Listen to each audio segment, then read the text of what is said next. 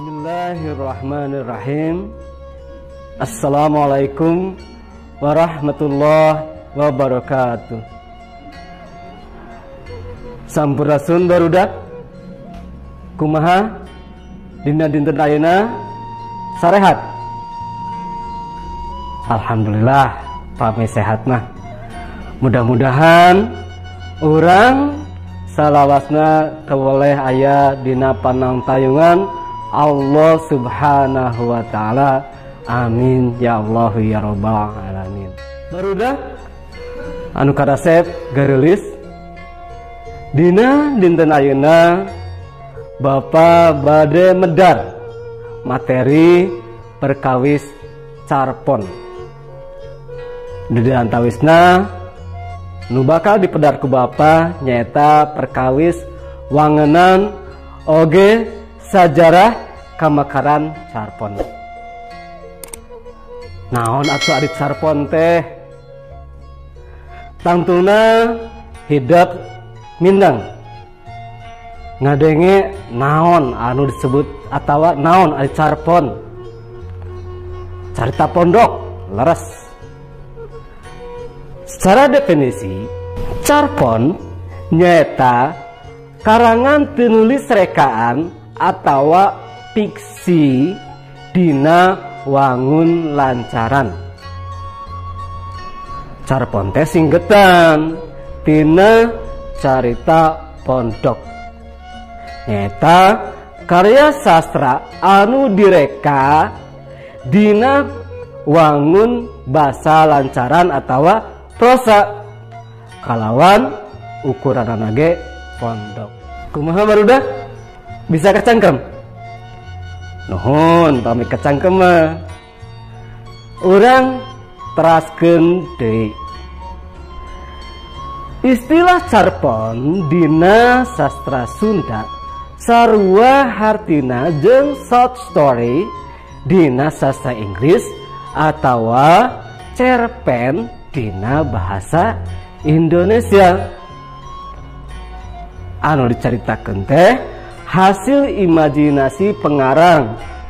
Sok sanajan mungkin wae aya anu dumasar kana pangalaman nyata. Tah, dina carpon mah eta pangalaman teh diolah deui ditambahan ku imajinasi.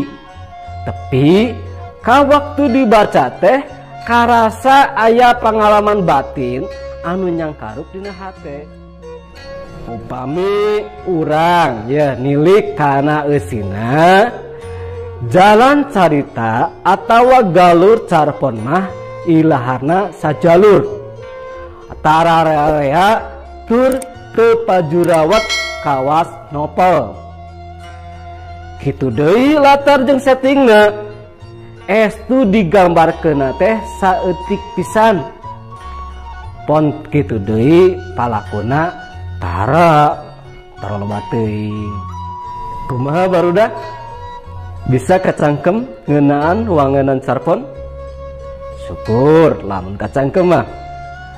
Ayeuna Bapa bade neraskeun deui kana materi anu salajengna nyaeta perkara sajarah kamakaran carpon. Ayeuna wangun carpon dina sastra Sunda pangaruh ti Eropa, pang nama ti Walanda. Tantu hidup apal naon atawa saha ari Walanda teh nyaeta bangsa anu kungsi ngajajah ka urang sakitu lilana.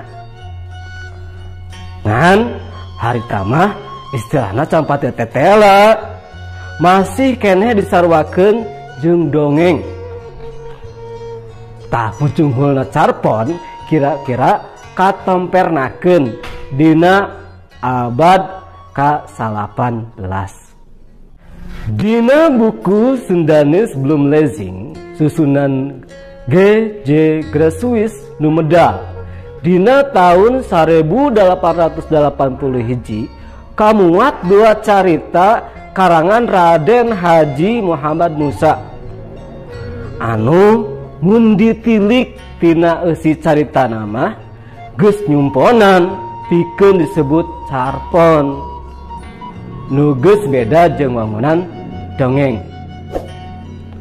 Eta dua carita teh judulna Hibat jeung Santri Gagal. Ari Hibat nyaritakeun hiji anak nu keukeuh menta warisan ti bapana, sedang ari carita Santri Gagal nyaritakeun kahirupan dua sadulur nu beda nasib lantaran kalakuanana sewang-sewangan. Barudak tah dina awal abad ke-20 berkirea anu nulis sarpon utamana sabada medal sababaraha majalah nyaeta Papaos, Nonoman jeung majalah Parahyangan. Dina teh majalah sering pisan kapanggih karangan anu mangrupa carpon. Dina majalah Parahyangan rereana dimuat dina edisi lebaran tahun 1830 medal buku kumpulan carpon anu munggaran ku apukahna Bale Pustaka. Judulna Dogrog Pangrewong, ngamuat 8 carita karangan jalma anu make inisial GS.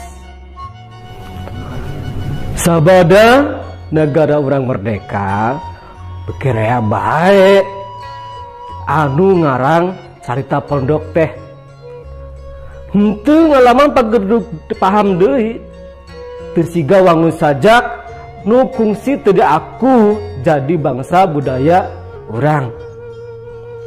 Malah dina tahun 1860 kamakan wangun carpon teh kacida suburna sabada medal rupa-rupa majalah Sunda, di antarana wae majalah Warga Sunda, Mangleh, Sari, Langensari jeung sajaba ti eta. Barudak buku kumpulan carpon oge aya diterbitkeun, di antarana wae aya buku carita biasa karangan Rahmatullah Ading Effendi dina tahun 1858. Papacangan karangan Rusman Sutia Sumarga dina tahun 1860. Hujan Munggaran karangan Ayat Rohedi dina tahun anu sarua nyaeta 1860. Neangan karangan Caraka dina tahun 1862. Diluhureun Jukut Remis karangan Yus Rusdiana dina tahun 1865 jeung sajabat eta. Nepi ka kiwari carpon Sunda terus mekar sarta ditulis ku pangarang nu leuwih ngarora. Kitu deui majalah jeung koran Sunda tuluy-tuluyan ngamuat karangan carpon. Urang tiasa papendak deui dina pangajaran anu salajengna. Cag wassalamualaikum warahmatullahi wabarakatuh.